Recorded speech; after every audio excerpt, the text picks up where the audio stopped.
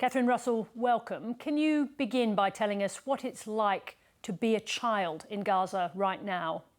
Yes, well, unfortunately, it's a terrible situation for children. I was there recently. I saw it myself. Children are suffering really immeasurably, which I have to say always happens in conflict settings because they're so vulnerable and they so much rely on the security of their situation, on the security of their families. What we see and what I saw when I was there is, children who are impacted directly by bombardments and explosions, children who are, fleeing from their homes. So many children, as you can imagine, left from the north of Gaza, flooded into the south. Now there are bombings in the south. So it's just a terrifying situation for children. They don't have water, they don't have heat. Many of them left their homes without sufficient clothes. Even since then, it's gotten colder. So it's just a terribly bleak situation with not enough food, not enough security, not enough warmth for children, and it's a very, very sad place. There are reports of negotiations over a possible pause in the fighting up to 6 weeks. What should happen during that pause? One, I think one of the most important things is, and one of the things that we certainly are advocating for, is that any hostages have to be released. We know that there are a couple of children hostages who are still being held, which is horrifying. 1-year-old, a 4-year-old, that's not an acceptable situation. So hopefully hostages are returned. And then we can have increased access, because essentially what's happening now is it's very hard to get the supplies we need into Gaza. There's a second opening. There's been a second opening at a place called Karam Shalom, which is another way for us to get things into the territory, but it's not sufficient. We need to get more in. We need to be able to move things like tents, blankets. It's getting cold there. It's been wet the last few days, so it's quite miserable. We need to get more food in, we need to get water in, just the basic supplies that human beings need to survive. You just mentioned 2 children who were taken hostage on October the 7th. Hamas reported that they had not survived. Do you know whether those 2 children are alive or not? No, we do not know. We do not know. And when you think about what that's like for families, first, to have children taken from you and then not to know if they're safe or not, I think is just a horrific situation.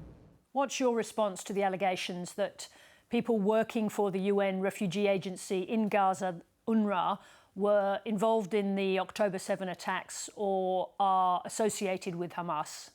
Well, look, UNRWA is a separate UN agency. I think that the head of UNRWA and the Secretary General have been very, very clear that this is just a horrible situation, and I think have asked for an immediate investigation and a fast investigation so they can figure out what happened.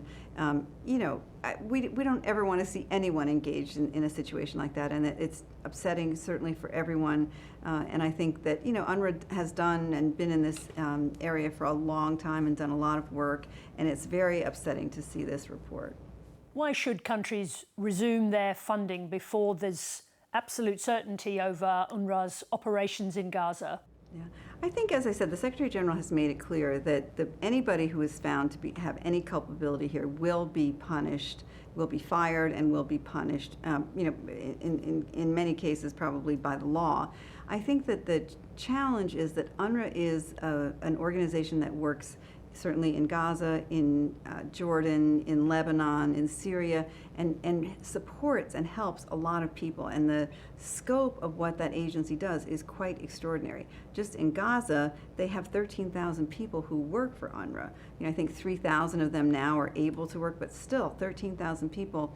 They provide kind of all of the social services for the area. So my only point here is that if they're not doing it, it's not clear to me who will be able to do it, who would be able to step in and provide those services. And as we discussed, it's already a very, very bleak situation in Gaza. I worry about it getting worse than that.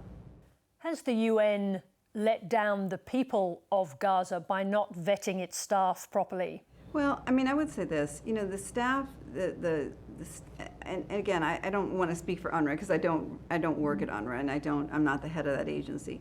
all UN staff are vetted, and all of those names are shared with the government of Israel every year, so people understand who's doing what. I just, is it inconceivable that something like this would happen? I don't know. I mean, it's quite unfortunate. And as I said, from our perspective, we focus on the impact on children, and I hate to see anything that makes their lives any more miserable than they already are. So hopefully we can move past this and get to the point where somehow we can try to provide some services for the people who live there.